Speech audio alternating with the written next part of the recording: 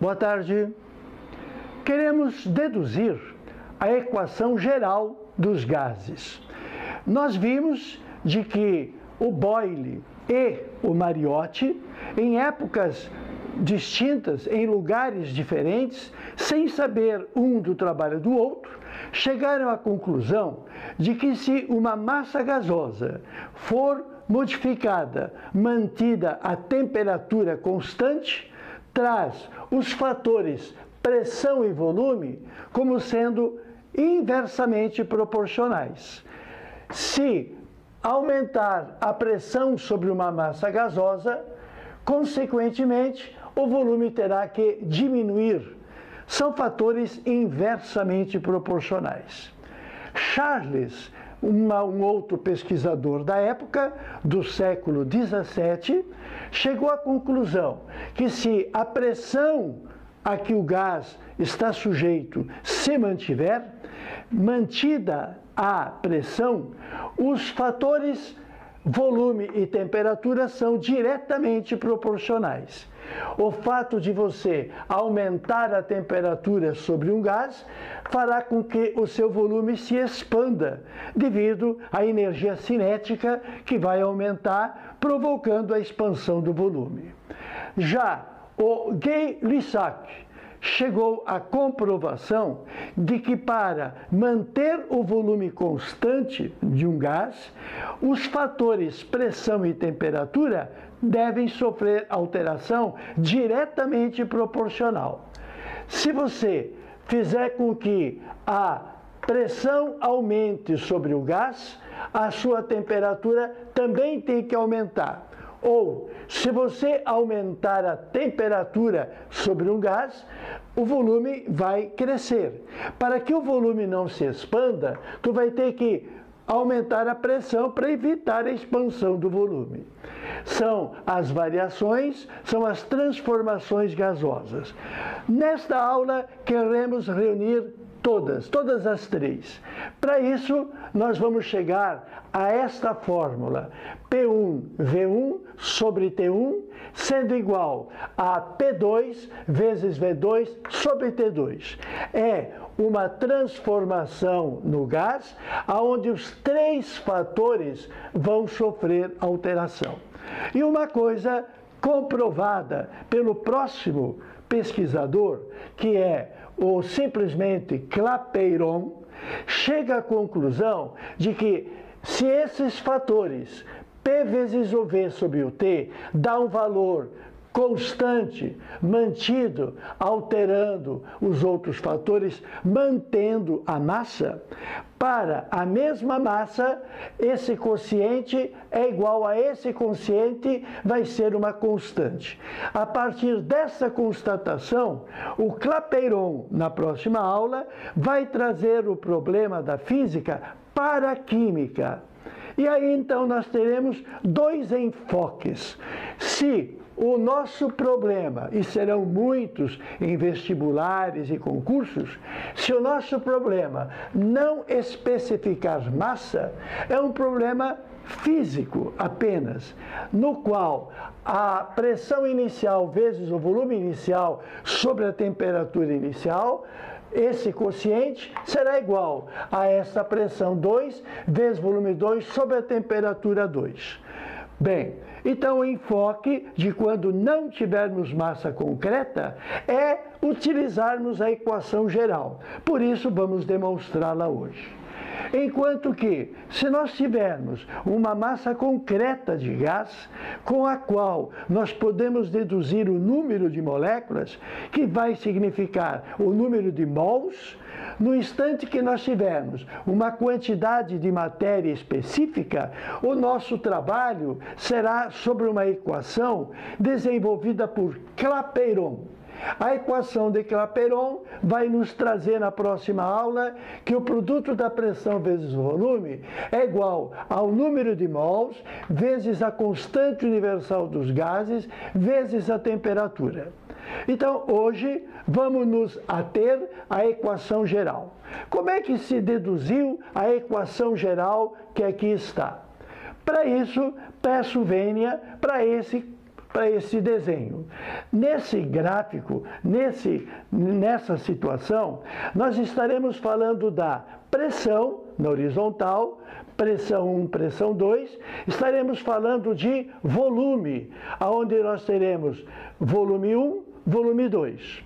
E estaremos mostrando temperatura 1 e temperatura 2. Queremos multiplicar as três variáveis. Para isso, peço que você olhe para o ponto A. O ponto A desse gráfico está numa pressão que é uma pressão indicada pelo índice 1. A pressão da situação inicial é pressão P1. O volume a que ele está ocupando é o volume V1.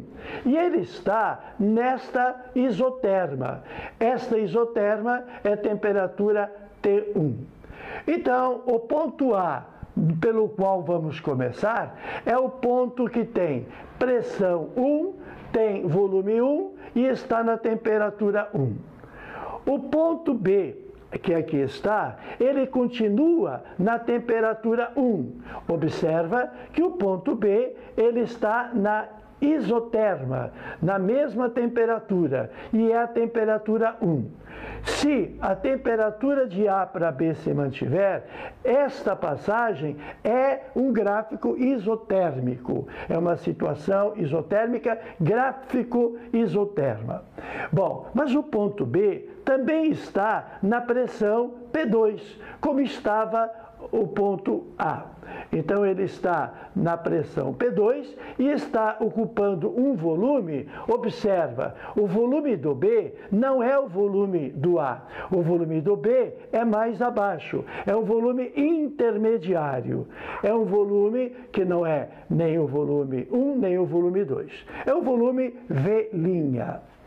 Bom, quando eu interpreto esse gráfico, passando do ponto B para o ponto C, que seria o final do meu estudo, eu vejo que o ponto C, ele está numa pressão P2. A pressão é P2. E o ponto C está ocupando o volume V2 e está na temperatura T2. Aqui sofreu alteração.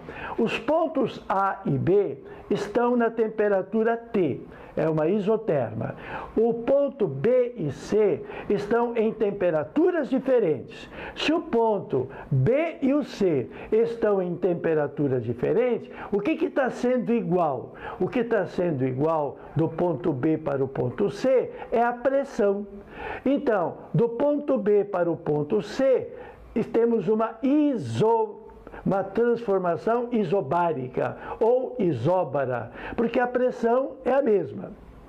Bom, quando eu olho a transformação de A para B, então eu posso perfeitamente estabelecer a lei de Boyle e de Mariotti.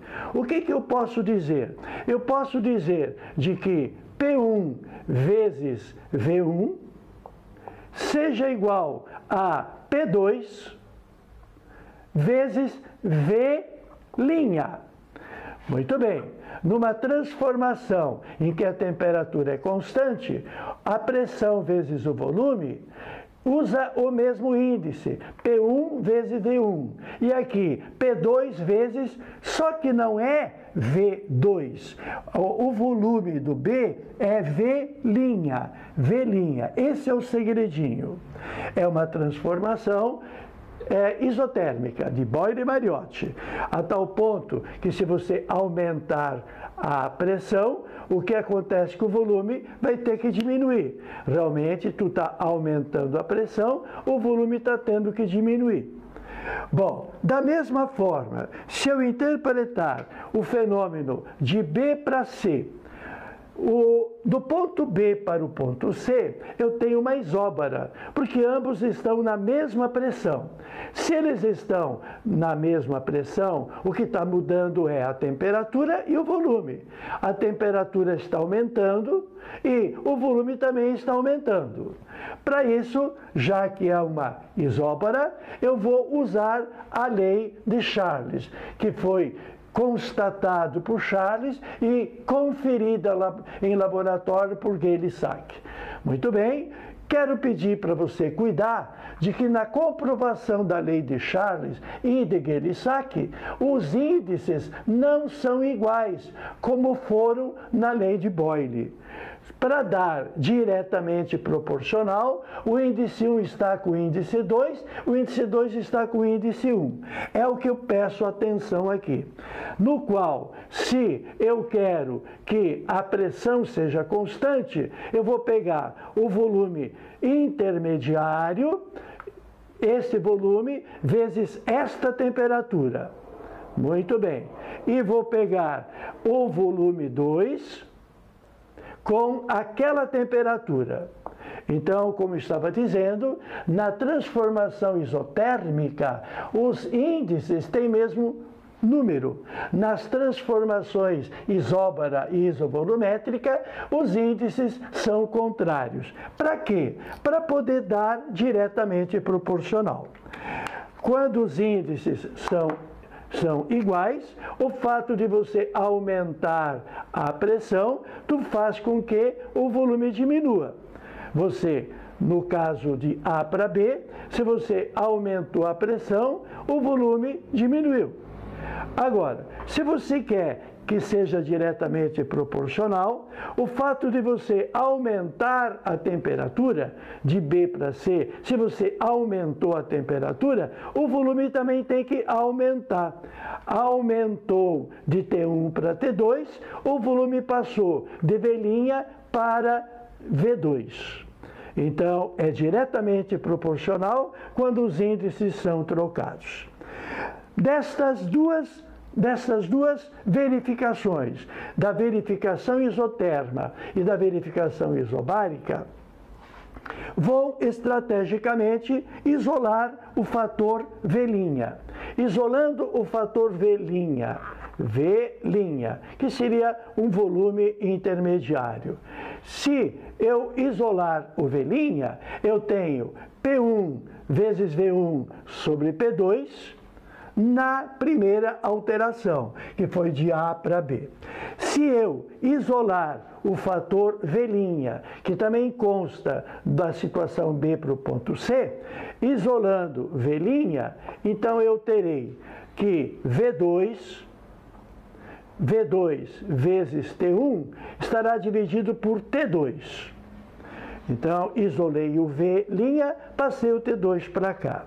Estrategicamente, chegamos à conclusão de que V', claro, é igual a V', isto é, se os primeiros membros são iguais, os segundos também o serão.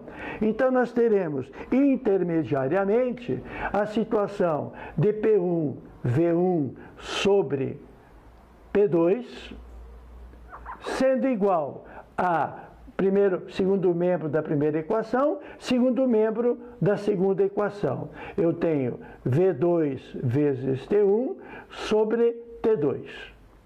Muito bem, mais uma alteração que eu posso proceder será ajeitar, passar o T1 para baixo e subir o P2 para cima. Então, efetivamente, faz sentido. P1 vezes V1 sobre T1 é igual a o P2 subindo, P2 vezes V2, que já está lá, dividido por T2, que já está lá. Esta aqui é a equação geral. Repito, esta equação geral, ela não tem o envolvimento da química. Tu não faz uma transformação química relatada em equação. Tu faz uma transformação de massa, uma transformação de gases, onde o fator envolvido é energia. Quando é só energia, é física, não é química. Química será a partir de uma massa concreta, uma quantidade de matéria. Bom, esclarecido isso, nós vamos então a dois exemplos para confirmar esta matéria.